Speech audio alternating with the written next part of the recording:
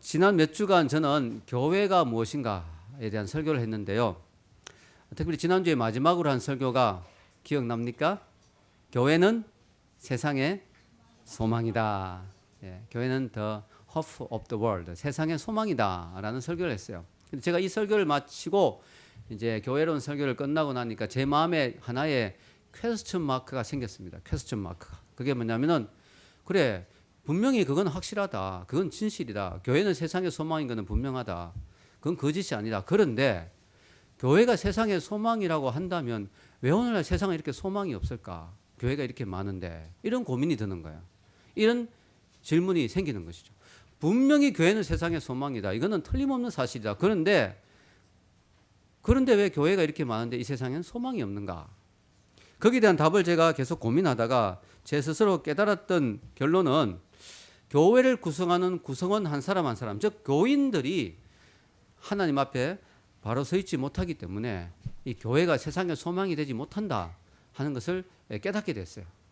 교회가 세상이 되려면 이 교인들이 바로 서 있어야 되는데 교인들이 바로 서 있지 못하니까 교회가 세상의 소망을 주지 못하는 거죠.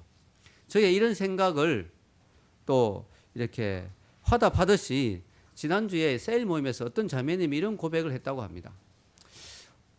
목사님의 설교를 통하여 몇 주 동안 교회론 설교를 들으니까 분명한 사실은 내가 교회라는 사실을 깨닫게 됐다. 내가 교회다. 근데 세상의 불신자들, 믿지 않는 사람들은 교회를 안 다닌다. 그래서 그들이 볼 수 있는 유일한 교회가 나다, 나. 그렇기 때문에 내가 좀 더 잘해야 되겠다. 이런 생각이 들었다라는 고백을 우리 교회 어떤 자매님이 했다고 합니다. 참 아름다운 고백이라고 생각합니다. 그렇습니다. 바로 그것입니다. 세상 사람들은 교회를 보지 못해요. 왜냐하면 교회 안 와요. 주일날 교회 안 나옵니다. 지나가는 건물로서 교회는 잠깐 볼지 몰라도 교회가 어떤 것인가를 경험하지 못해요. 세상 사람들이 볼 수 있는 유일한 교회는 바로 나예요, 나. 그래서 내가 주님 앞에 바로 서야 이 교회에 소망을 줄 수 있는 것이죠. 즉 오늘날 이 세상의 문제는 뭐냐? 바로 교회의 구성원인 우리가 하나님 앞에 진정한 그리스도인으로 서지 못하고 있는 것.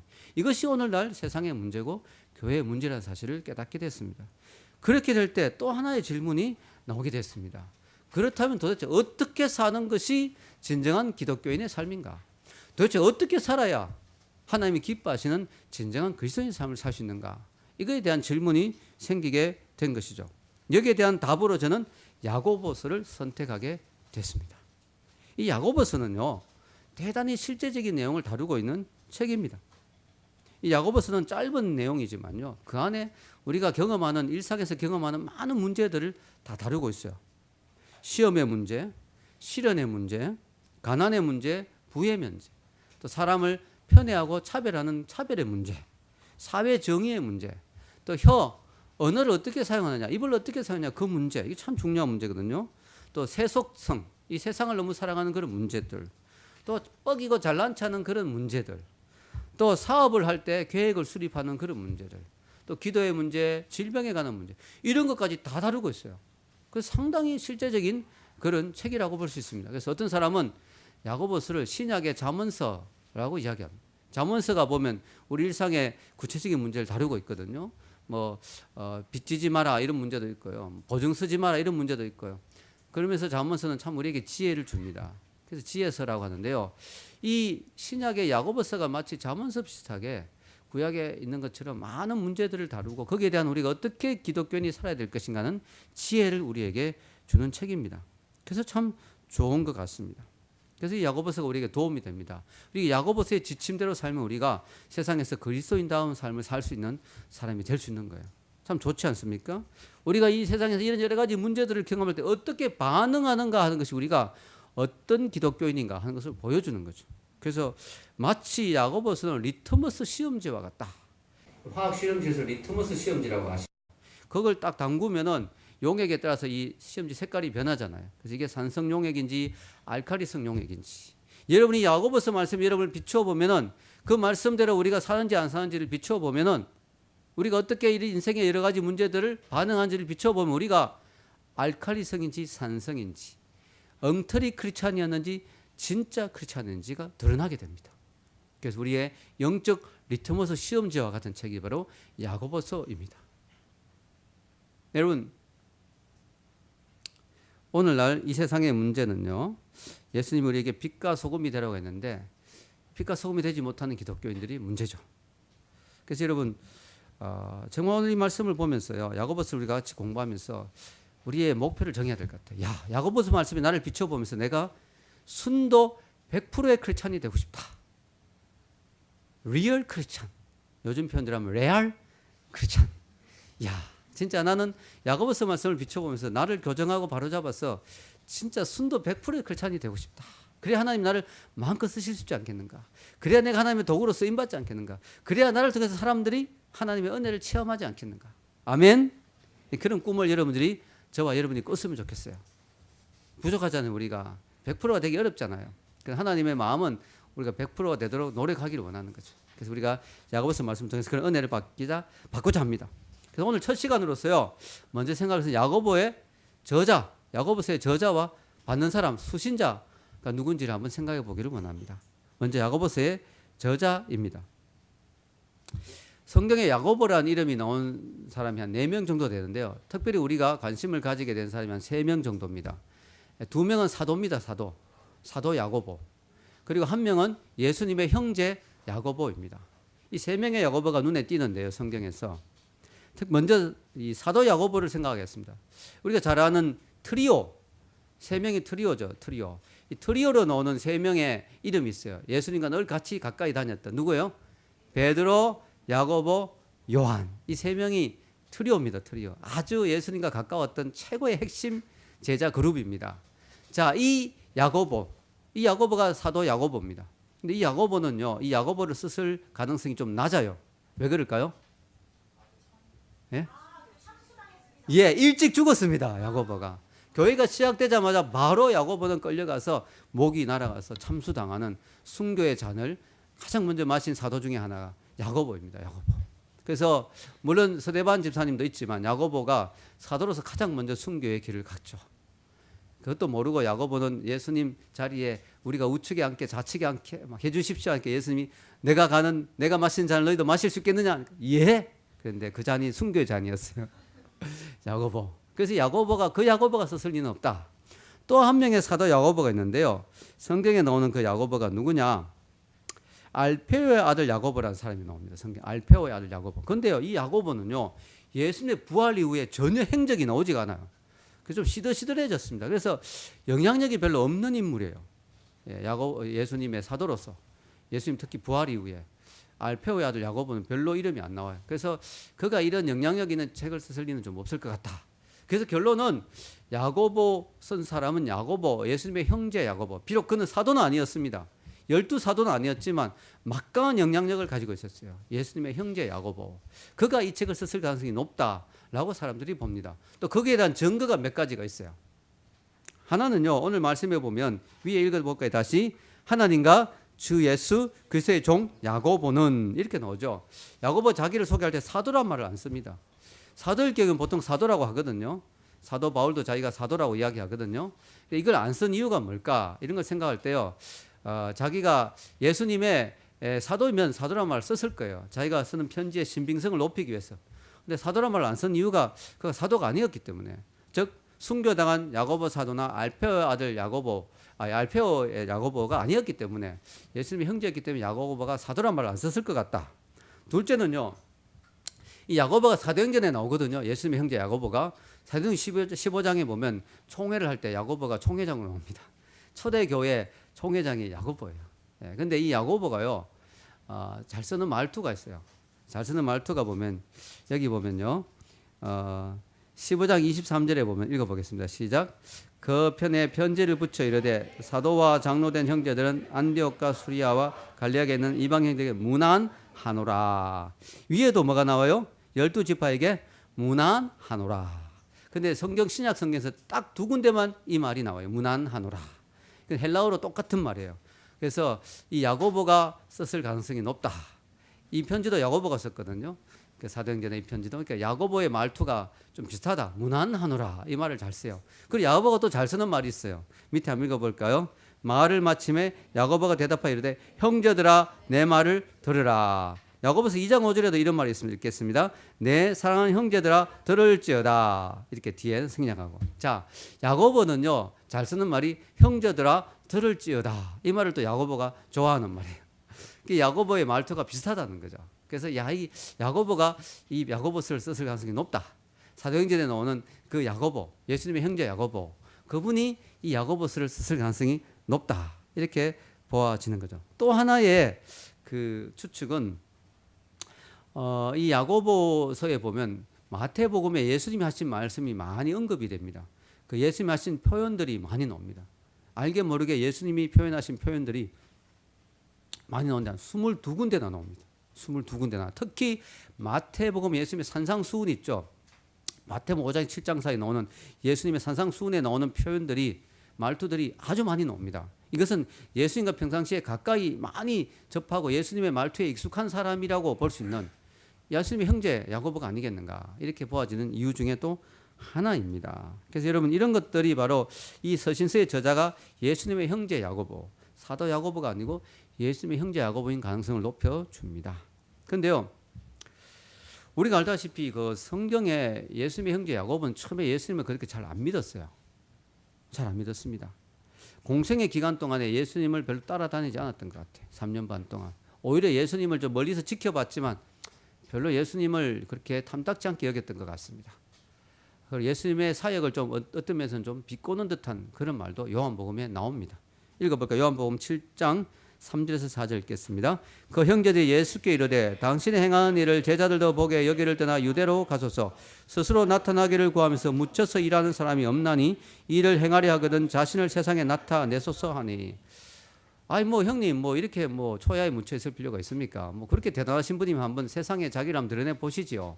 이렇게 은근히 예수님을 뭐 비난하면서 무시하면서 뭐 그렇게 잘났으면 한번 나서 보시죠. 뭐 이렇게 이야기하는 이들의 태도가 문제가 있다는 걸 요한은 분명히 밝혀놓습니다. 그 다음 구절이죠. 요한복음 7장 5절 읽겠습니다. 이는 그 형제들까지도 예수를 믿지 아니함이라 확실히 이야기합니다. 요한은 형제들도 예수님을 안 믿었다. 그 형제 야고보도 포함되죠. 예수님의 첫 번째 형제. 아버지는 달라요. 예수님은 아버지 없이 동정녀 마리아에게 태어났지만 그 이후에 예수님을 놓고 난 뒤에 마리아가 예수님의 아버지 그죠? 누구죠? 요셉하고 잔 것 같아요. 그래서 그 다음에 아이들이 정상적으로 태어났는데 첫 번째 동생이 바로 야고보입니다. 이 야고보. 그런데요, 이 야고보가 그러면 어떻게 해서 이렇게 예수님을 잘 믿는 사람이 되었는가? 여러 가지 뭐 이유가 있겠지만 그 중에 결정적인 것이 성경에 암시를 주는 말씀이 나오는데요. 고린도전서 15장 3절에서 8절입니다. 읽겠습니다. 내가 받은 것을 먼저 너에게 전하였노니 이는 성경대로 그리스도께서 우리 죄를 위하여 죽으시고 장사 지낸 바 되셨다가 성경대로 사흘 만에 다시 살아나사 게바에게 보이시고 후에 12제자에게와 그 후에 500여 형제에게 일시에 보이셨나니 그 중에 지금까지 대다수는 살아있고 어떤 사람은 잠들었으며 그 후에 야고보에게 보이셨으며 그 후에 모든 사도에게와 맨 나중에 만삭되지 못한 난 자 같은 내게도 보이셨느니라. 아멘. 내게가 누구예요? 내가 누구예요? 바울이죠. 바울이 이야기합니다. 예수님이 부활하신 다음에 자기를 나타내셨는데 사도들에게 나타나시고 또 게바가 베드로거든요. 근데 베드로도 사도들하고 같이 있을 때 나타났어요. 그리고 500명에게 나타나고요.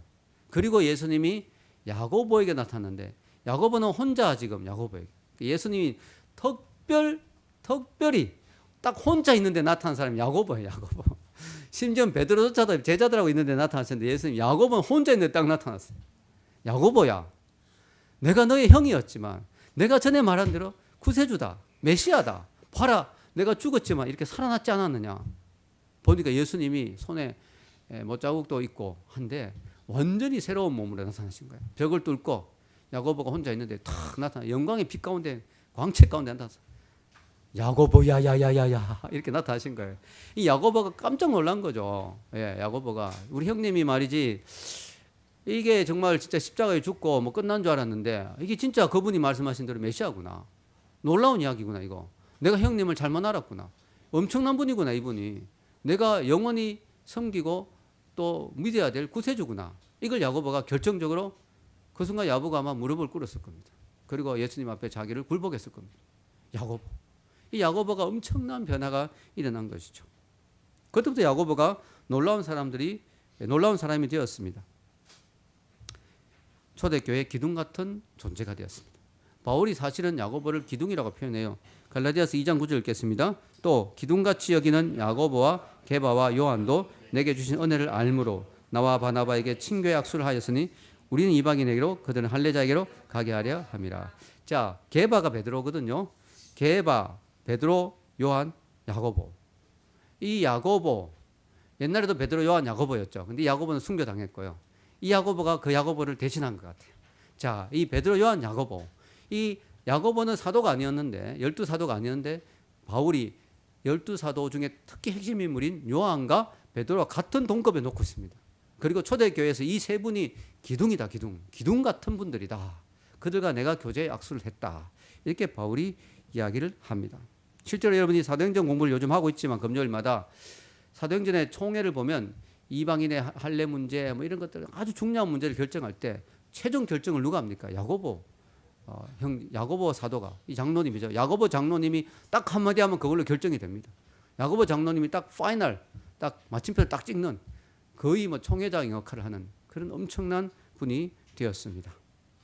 자, 근데 이 야고보, 이 엄청난 영향력 있는 야고보, 예수님의 친형제인 야고보가 자신을 어떻게 소개합니까? 야고보서 1장 1절 말씀 다시 한번 읽어보겠습니다. 위에 읽겠습니다. 하나님과 주 예수 그리스도의 종 야고보는 흩어져 있는 12지파에게 문안하노라. 아멘. 이토록 대단한 야고보지만 자기를 하나님과 예수 그리스도의 종 야고보라고 소개합니다. 예수님을 하나님과 동격으로 놓죠. 그리고 나는 그분의 종일 뿐이다. 이렇게 표현합니다. 종이다. 여러분 종이 헬라어로 뭔지 아세요? 둘로스입니다. 둘로스. 요즘은 둘로스라고 하면 되게 멋있어요. 왜냐하면 선교선 중에 둘로스 선이 있거든. 둘로스. 그리고 이 말도 멋있잖아요. 둘로스란 말 요즘 많이 쓰기 때문에 둘로스 그러면 되게 멋있는데요. 그때 둘로스라고 하면 되게 정말 안 좋은 표현입니다. 왜냐하면 노예란 뜻이에요. 노예. 그냥 종이 아니고 노예. 주인이 마음대로 사고 팔 수 있는, 주인이 마음대로 죽이고 살릴 수 있는 노예. 난 예수님의 노예다. 예수님이 나를 마음대로 쓰실 수 있는, 마음대로 쓰시는, 나는 아무 권한도 없고 아무 권리도 없고 100% 예수님께 속해 있는 예수님의 소유물인 자기 형님이었는데 자기는 형님이란 말 안 해요. 나는 그분의 종일 뿐이다. 엄청난 겸손이죠. 야고보 사도가 너무나 겸손이죠. 여러분 예수님을 소개할 때 야고보가 순신자들에게 조금이라도 자기를 들여대고 싶었다면 나 예수님의 친동생인 야고보라고 말할 수도 있었어요. 혹은 나는 예루살렘의 총회장, 혹은 나는 뭐 야고보의 대단한 뭐 나는 장로, 뭐 이렇게 기둥 같은 존재라고 자기를 소개할 수 있었지만 그는 깨끗하게 그냥 나는 하나님과 예수 그리스도의 종 야고보다. 이 말 외엔 다른 수식어를 붙이지 않습니다. 참 멋있죠. 여러분 우리가 이래야 됩니다. 사실 우리는 그리스도인이란 말 자체만으로 자랑스러워해야 돼요. 제가 하나님 앞에 너무너무 죄송한 게 있어요. 이 말씀을 준비하다 보니까 목사라는 타이틀만으로 모든 것이 다 행복해야 되거든요. 왜냐하면 목사가 하나님의 종이잖아요. 근데 목사 한 수 받고 목사란 말 들었을 때보다 한동대 가서 처음에 누가 나를 교수님 할 때 기분이 더 좋더라고요. 왜냐하면 목사는 너무 많이 목사가 되니까 교수님 함부로 되기 좀 어려워서 그런지 교수님 나올 때 되게 기분이 좋았어요. 그래서 좀 회개했습니다. 야 하나님 죄송합니다. 이게 목사란 말이 더 기뻐했어야 되는데 여러분 우리가 목사님들도 목사란 말로 만족 안 하고 거기 자꾸 감투를 붙입니다. 무슨 대표, 무슨 회장, 무슨 뭐 이렇게 자꾸 직분에 감투를 붙이는데요. 여러분 우리가 오늘 야고보를 보면서 배울 수 있는 것은요. 야고보 장로님은 그냥 예수님의 종이란 그 하나만으로 만족했어요. 그거 하나만으로 기뻤습니다. 우리가 그리스도인, 하나님의 자녀, 우리가 주님의 일꾼 이 말 하나만으로 감사하고 기뻐야 될 줄로 믿습니다. 그게 우리가 해야 될 태도죠. 그러니까 예수를 믿기 전에 누구의 종이었어요? 로마서 6장 17절에 18절에 보면 끔찍하죠. 읽겠습니다. 하나님께 감사하리로다. 너희가 본래 죄의 종이더니 너에게 전하여 준 바 교훈의 본을 마음으로 순종하여 죄로부터 해방되어 의에게 종이 되었느니라. 아멘. 예, 우리는 죄의 종이었습니다. 하나님의 은혜로 우리는 의의 종이 되었고 하나님이 쓰실 수 있는 도구가 되었어요. 아멘. 하나님 여러분 지금 쓰시고 계세요. 하나님 쓰시는 도구가 되었어요. 얼마나 감사합니까? 그전에는 여러분 마귀가 쓰는 도구였어요. 죄의 종이었어요. 그래도 우리가 이제 하나님이 쓰실 수 있는 도구가 되었어요. 그것만으로 우리는 너무나 감사해야 된다는 것이죠. 우리가 중간에 회색지대는 없다는 사실 알아야 됩니다. 어중간하게 조금은 마귀의 종이고 조금은 예수님의 종이 이거 없습니다. 마귀의 종이 아니면 예수님의 종이고요. 예수님의 종이면 마귀의 종이 될 수 없어요. 중간에 회색지대가 있을 수 없어요. 여러분은 누구의 종입니까? 지금도 예수님을 인정하지 않고 예수님을 거부하고 내 욕심대로 산다면 여러분은 죄의 종입니다. 그런데 여러분이 비록 부족하지만 허물이 있고 실수가 있지만 예수님을 영접했다면 이제 하나님이 여러분은 예수님의 종으로 쓰기를 원하십니다. 아멘. 거기에 대한 확신이 있어야 될 줄로 믿습니다. 이게 분명하면요 시험 들 일이 없어요. 보통 교회에서 왜 시험 드냐면요, 나를 왜 안 알아주느냐, 나는 대단한 존재인데 왜 나를 무시하느냐, 이렇게 돼서 교회에서 시험 들거든요. 근데 우리가 예수님의 종이라면, 종은요 자기를 알아달라고 이야기하지 않습니다. 노예가 무슨 주인이 왜 저를 안 알아줍니까, 이런 거 없습니다. 노예는요 예수님 표현대로 나는 무익한 종이라 실컷하고도 저는 마땅히 해야 될 일을 했을 뿐입니다. 주인이 칭찬해주면 고맙지만 안 알아줘도 어쩔 수 없는 거예요. 당연한 거예요. 노예인데 칭찬해주면 너무 고마운 거죠. 예수님 우리를 종으로 부르셨지만 우리를 칭찬해 주시고요, 엄청난 상급을 천국에서 준비해 놓으셨어요. 노예는 열심히 해도 상급 없거든요. 근데 하나님이 우리에게 상급도 준비해 놓았어요. 그러니까 우리는요 그냥 종인 걸로 만족하고 그것 때문에 교회에서 시험 들 일이 없는 거죠. 종이라는 사실만 우리가 분명히 안다면 왜 나를 안 알아줘, 왜 나를 인정 안 해줘, 이런 말 할 필요가 없는 것이죠. 그냥 하나님이 나를 써주신다는 사실만으로 우리는 감사하고 또 감사해야 되는 거죠. 야고보가 참 멋있는 게 예수님을 대할 때 그전에 뭐 형님 그러고 뭐 형님 왜 이러십니까 뭐 이랬을지 몰라도 이제 야고보가 예수님을 딱 만나고 예수님을 구세주로 딱 영접하고 난 뒤에는 완전히 예수님을 대할 때는요 육적인 차원으로 안 대합니다. 완전히 영적인 차원으로 대합니다. 영적인 차원으로. 더 이상 예수님을 형님이라 안 부릅니다. 여러분 만약에 총회를 하는데 야고보 장로님이 있는 그 예루살렘 총회에서 총회를 하는데 야고보가 걸핏하면 우리 주 예수께서 이렇게 말 안 하고 우리 형님이 이런 식으로 말하면 어떻게 되겠어요? 분위기가 걸핏하면 그죠? 회의하다가 걸핏하면 사실 우리 형님이 말이지 이래 뿌리면 분위기가 어떻겠어요? 이건 분위기가 이거 꽝이거든요. 야고보는요 육적 질서보다 영적 질서를 앞세운 거죠. 이게 야고보가 멋있는 거예요. 야고보가 대단한 것이죠. 여러분 교회가 바로 서려면요 영적 질서가 있어야 되거든요. 우리 교회 셀 리더와 부리더가 있잖아요. 여러분 셀 원들이 셀 리더와 부리더를 인정해 줘야 돼요. 인정해 줘요. 여러분보다 좀 부족하게 보일지라도 리더십을 인정하고 영적 권위를 인정해 줘야 돼요. 그래야 교회가 영적으로 바로 설 수가 있어요.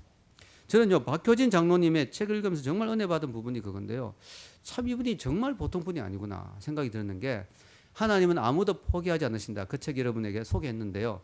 그 책을 읽다 보면요 이분이 장로님이잖아요. 근데 교도소의 교도관입니다. 정복을 입고 있는 교도관인데요, 교도소에 있는 죄수들을 통제하고 다스리는 일을 하는 분이에요. 근데 이분이 가끔씩 보면 이렇게 새로 들어온 죄수들 이렇게 명단을 받아보면 목사님이 있다는, 목사님. 이 목사님이 왜 감옥에 들어오느냐, 이 목사님도 감옥에 들어오는 경우가 있어요. 왜냐하면은 교회를 무리하게 짓다가 빚을 져서 뭐 이렇게 고소를 당했다든가, 혹은 뭐 목사님들이 차를 몰고 가다가 교통사고를 일으켰다든가, 뭐 여러 가지 어떤 그런 것 때문에 정말 죄를 지어오는 경우도 있지만 많은 경우에 목사님들이 어떻게 좀 하다 보면 감옥에 들어오게 되는 경우가 있거든요. 그때 이제 찾아가는 거예요. 장로님 찾아가서 목사님하고 이야기를 하는 거죠. 목사님 너무 고생이 많으시겠습니다. 그리고 이런저런 이야기를 하다가 목사님 보니까 이거 좀 며칠만 고생하시면 나가실 거니까 너무 걱정하지 마세요. 그러면서 갑자기 이분이 목사님 저 기도 좀 해주세요. 여러분 장로님이 목사님에게 축복기도 받을 수 있잖아요. 근데 지금 상황이 지금 이런 상황이 아니잖아요. 지금 감옥에 목사님은 죄수복 입고 있고 이 장로님은 교도관 정복을 입고 있는데 이 장로님이 머리를 숙이고 철장에 머리를 숙이고 목사님 축복기도 해주세요. 이렇게 하는 거야. 진짜 대단한 겁니다. 목사님이 아니 제가 어떻게 아니 목사님이시잖아요. 저 축복기도 받고 싶습니다. 그 목사님이 기도를 딱 손을 얹은 순간에 어떻게 됩니까? 기도를 하는 순간 어떻게 목사님 입에서 방언이 나온다 이게 아니고 목사님은 눈물이 막 쏟아지기 시작하는 거야. 왜냐면 목사님 얼마나 자기가 감옥에 있으면서 그 처지가 괴롭게 했어, 그죠? 근데 기도를 받는 그 장로님 기도를 해주면 목사님이 막 눈물이 나는 거예요. 그리고 얼마나 뜨거운 축복 기도를 해주는지 모릅니다.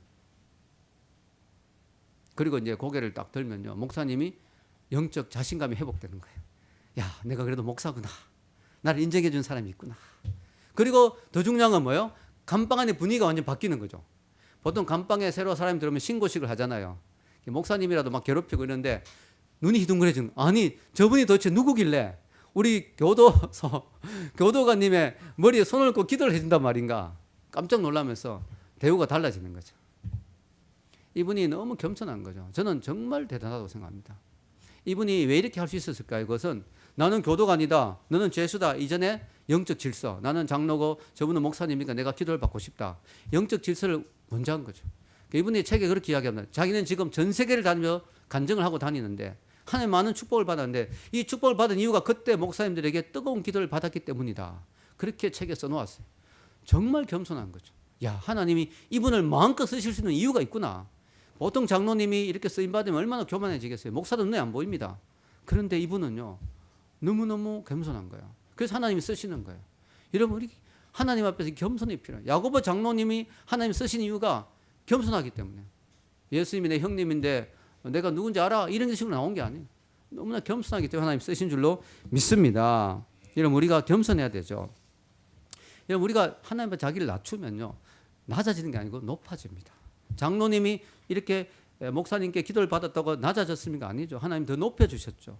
야고보 장로가 자기를 예수의 종이라고, 형님이라고 뭐 큰 소리 안 치고 종이라고 했다고 낮아졌습니까? 아닙니다. 더 존경받았죠. 우리 원리가 알아야 됩니다. 우리 교회에서 우리가 겸손하고 낮아질수록 하나님 우리를 높여주실 줄 믿습니다. 다음에 수신자죠. 그럼 이 야고보 장로님이 이런 편지를 쓰셨는데 받은 대상은 누군가? 수신자는요, 다시 한번 읽겠습니다. 시작. 하나님과 주 예수 그리스도의 종 야고보는 흩어져 있는 12지파에게 문안하노라. 수신자가 누구냐? 흩어져 있는 12지파예요. 보통 편지를 쓸 때 받는 대상이 있죠. 로마서는 로마 교회에 썼고 고린도서는 고린도 교회에 썼고, 근데 여기는 지금 특정 대상이 없습니다. 그래서 공동서신이라 하죠. 공동서신. 근데 이 공동서신에 야고보서가 누굴 그래도 야고보가 염두에 두냐면 흩어져 있는 12지파. 유대인들이요, 흩어져 있어요.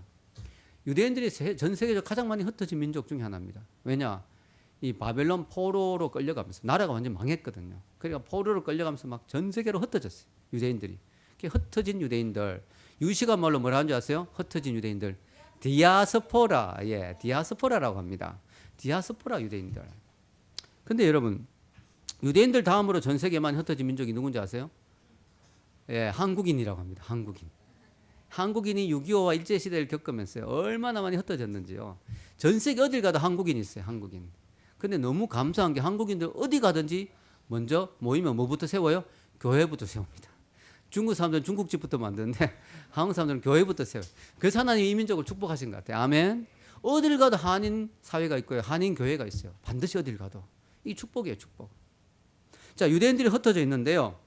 단지 흩어진 유대인들만을 대상으로 했을까? 이 오늘 야고보 사도는요, 흩어지는 12지파라고 했지만 그 앞에 예수 그리스도의 종이라고 했어요. 자기를. 그래서 그는 유대인들뿐만 아니라 특별히 흩어지는 유대 기독교인들을 염두에 둔 것 같습니다. 예수님을 믿기 때문에 핍박받아가 흩어져 있는 유대 기독교인들, 그들을 염두에 두고 이 편지를 썼습니다. 여러분, 당시 유대인들 중에 기독교인들은, 흩어져 있는 기독교인들은 참 많은 어려움을 겪었어요. 왜냐하면 예수님을 믿는다는 그 이유 때문에 유대인들 사이에서 왕따를 당하거든요. 핍박을 당하고 왕따를 당하고 하루아침에 직장을 잃기도 하고요. 재산을 몰수당하기도 하고요. 추방당하기도 하고요. 가족들로부터 배척당하기도 하고요. 이런 일들이 비일비재로 일어났습니다. 그래서 이 흩어져 있는 유대인들, 특히 유대 기독교인들은 너무나 고통 가운데, 어려운 가운데 지금의 난민과 같은 그런 힘든 삶을 살고 있었어요. 그들을 위로하고 그들을 권면하기 위해서 야고보 사도가 이 편지를 쓴 것입니다. 당시 흩어져 있는 유대 기독교인들하고 비교할 수는 없지만 오늘날 우리 기독교인들도 흩어져 있죠. 오늘 우리 기독교인들도 예수를 믿는 것 때문에 손해를 보고 있습니다. 때로는 거짓말을 못해서 손해를 보고요. 때로는 회식 자리에서 술을 못 마시기 때문에 왕따를 당하기도 하고요. 때로는 예수님을 믿는 것 때문에 거룩하게 산다고 또 놀림을 당하기도 하고요. 또 금전적인 손해를 보기도 하고요. 차라리 내가 손해보고 말지, 이런 경우도 많잖아요. 손해를 보기도 하고요. 또 핍박을 당하기도 하고요. 욕을 먹기도 하고, 그런 일들이 참 많습니다. 그래서 엄밀히 말하면 이 수신자는 단순히 유대인들 혹은 흩어진 유대 기독교인들만이 아니라 예수님 때문에 흩어져서 지금도 어려운 가운데 살아가고 있는 우리 모든 기독교인들이 대상이라고 볼 수 있습니다. 그래서 야고보서의 수신자는 저와 여러분도 포함된 줄로 믿습니다. 여러분, 이 디아스포라의 삶, 우리 예수님을 믿는 순간부터 디아스포라의 삶으로 들어가게 됩니다. 왜냐하면 예수님을 믿기 전까지 이 세상이 우리의 영원한 땅이었어요. 내가 여기서 살다 여기서 죽는다. 그걸로 끝이다. 근데 예수님을 믿는 순간 우리의 영원한 본향은 천국으로 바뀌게 됩니다. 내가 이 땅의 삶이 전부가 아니구나. 내가 여기가 다가 아니구나. 내가 진짜 돌아갈 고향은 천국이구나. 근데 천국 가기 전까지 우리는 세상 속에 흩어져 살아가고 있는 거예요. 언젠간 천국에서 우리는 다 모일 거예요. 아멘. 다 모일 거예요. 그 전까지 우리는 흩어져 있는 사람들이 세상 속에서 흩어져 있어요. 흩어서 여러 가지 모습으로 다양한 형태로 살아가고 있습니다. 근데 그 삶이 쉽지가 않아요. 왜냐? 이 땅의 삶은, 이 땅의 작동 원리는 하나님의 원리가 아니거든요. 힘의 원리, 돈의 원리, 약육 강식의 논리. 그게 이 땅의 시스템이거든요. 시스템. 그래서 이 흩어져 있는 기독교인들이 정말 이국에서 타향에서 타향 살면서 고생했듯이 이 땅의 삶은 우리에게 낯섭니다. 왜냐하면 우리 예수님을 믿는 순간 우리 하나님의 DNA를 받아가지고 그때부터 사랑의 삶, 손해보는 삶, 희생하는 삶, 섬기는 삶을 살아야 되는데 이 땅은 우리에게 세상의 논리와 시스템을 요구하거든요. 우리가 섬기는 삶, 사랑의 삶을 살면 당연히 손해보고 당연히 희생하고 당연히 고생하게 돼 있어요. 그리고 이 땅에서는 우리가 디아스포라로 흩어진 나그네로 힘들게 살아갈 수밖에 없는 시스템이 되어 있습니다. 여러분 주일날 우리가 같이 예배드리면 은혜롭잖아요. 천국을 맛보죠. 특히 수련회 가면 막 천국을 맛보죠. 그러나 수련회 끝나고 세상으로 나가면 또 세상의 삶이 힘듭니다. 이게 쉽지 않아요. 이게 디아스포라의 삶이기 때문에 그렇습니다. 디아스포라의 삶은 결코 쉬운 게 아니거든요. 남의 나라에 살아야 되니까. 이 땅은 남의 나라에 우리 본향이 천국이 우리 고향이니까 이 땅은 남의 나라에 사는 것과 똑같아. 그러나 우리는 천국을 가는 순례자죠. 특히 디아스포라 중에 힘든 디아스포라들이 누구냐면 직장인들이에요. 다른 여러분들 가운데 다른 디아스포라들도 힘들겠지만 학교 생활하는 사람도 힘들겠고 뭐 힘들겠지만 그러나 제일 힘든 사람들이 직장인들입니다. 직장은 완전히 철저히 세상적인 논리로 돌아가거든요. 그리고 그곳에서는요 여러분들 주위에 또 같이 이렇게 섬길 사람도 없어요. 거의 각계 전투하는 적군에 포위되어 있는 병사처럼 여러분 각자의 직장에서 얼마나 힘듭니까? 하루하루가 그냥 전쟁이죠. 하루하루가 너무나 힘듭니다. 그러다 보니까요 어떤 문제가 생기냐면요 우리가 분명히 하나님의 백성이고 하나님의 자녀인데 세상 속에 디아스포라 살다 보면 나도 모르게 세상의 영향을 받게 돼요. 그래서 내 생각이나 가치관이 사고방식이 세속적으로 자꾸 바뀌게 돼요. 그래서 우리가 문제가 생깁니다. 그래서 우리가 늘 자기를 돌아봐야 돼요. 내가 지금 생각과 가치관과 사고방식이 세속적인가 아니면 하나님적인가 영적인가. 그래서 우리가 야고보서가 필요한 거죠. 야고보서 말씀에 자기를 자꾸 비춰보면서 내가 정말 하나님의 흩어져 있는 백성으로서 흩어져 있지만 하나님의 자녀로 살아가고 있는가 아니면 흩어져 있다 보니까 나도 모르게 세상적인 삶을 살고 있는가 이런 것들을 돌아볼 필요가 있습니다. 하나님은 왜 우리를 세상 속에 흩어 놓았을까요? 고생 좀 해보라고? 천국을 더 사모하는 마음을 주시기 위해서? 아닙니다. 하나님이 세상 속에 우리를 흩어 놓은 이유가 분명히 성경에 나와 있습니다. 사도행전 8장 4절에 나와 있습니다. 같이 읽어보겠습니다. 그 흩어진 사람들이 두루 다니며 복음의 말씀을 전할세. 바로 이것입니다. 여러분 사도행전에서 스데반의 핍박으로 흩어진 사람들이 흩어지면서 그냥 흩어진 게 아니고 가는 곳마다 교회를 세우고 복음을 전했습니다. 그것 때문에 하나님이 흩어 놓으신 거예요. 예루살렘만 모여있으면 자기들끼리만 아멘 예배드리고 땅끝까지 복음을 전해야 되는데 이게 안 되거든요. 하나님이 핍박을 허락하셔서 흩어 놓으셨어요. 우리가 주일날 교회 우리끼리만 있으면 얼마나 좋습니까? 여러분 여기서 그냥 살다가 바로 휴가 당하면 좋겠죠. 그러나 그런 복음을 못 전하잖아요. 이 세상 사람들 하나님을 모르고 다 죽어야 되잖아요. 다 지옥 가야 되잖아요. 그러니까 하나님 우리를 흩어 놓으신 거예요. 세상에 흩어져 들어가는 게 힘들지만 하나님 우리를 밀어 넣으신 거예요. 왜냐? 가는 곳마다 복음을 전하라고. 아멘. 민들레 꽃씨가 흩어지는 곳마다 꽃을 피우듯이 가는 곳마다 복음을 전하는 그 일을 하도록 우리를 세상 속으로 특히 직장 속으로 흩어 놓으신 것입니다. 여러분 우리가 세상 살면서 힘듭니다. 그러나 여러분 감사한 것은 뭔지 아세요? 우리는 버티기만 하면 천국 가요. 우리 이미 예수님의 보혈로 거듭났고 거듭나고 하나님 자녀 됐기 때문에 우리 세상 속이 아무리 세상이 힘들더라도 정말 우리가 뭐 어디 저 북한 아우짓 한강에 있더라도 우리는 버티기만 하면 믿음만 안 버리면 천국 갑니다. 아멘. 우리 이미 승리한 삶을 살았어요. 하나님 왜 우리를 안 데려가시고 놓아두셨느냐? 그곳에서 복음의 씨를 퍼뜨리라고. 아멘. 그래서 여러분 우리가 교회 보면요. 매주 이렇게 셀 모임 할 때 보면요. 힘들다 말 많이 하잖아요. 힘들다. 이번 주도 너무 힘들었다. 너무 괴롭다. 예, 이해합니다. 힘들었죠. 괴로웠죠. 그러나 한 번쯤은 이번 주에 누구에게 복음을 전했다. 이번 주에 누구를 전도했다. 이런 이야기를 한 번씩 할 수 있어야 돼요. 왜냐하면 그게 하나님 우리를 세상 속에 넣어 놓으신 이유거든요. 근데 우리가 매주 와서 죽겠다. 때려치우고 싶다. 못 해먹겠다. 이 말만 하면은 이게 안 되는 거 아니겠습니까? 이게 하나님이 우리를 그곳에 놓아두신 이유가 없는 거 아닙니까? 그럴 바에 하나님 빨리 데려가시는 게 낫지.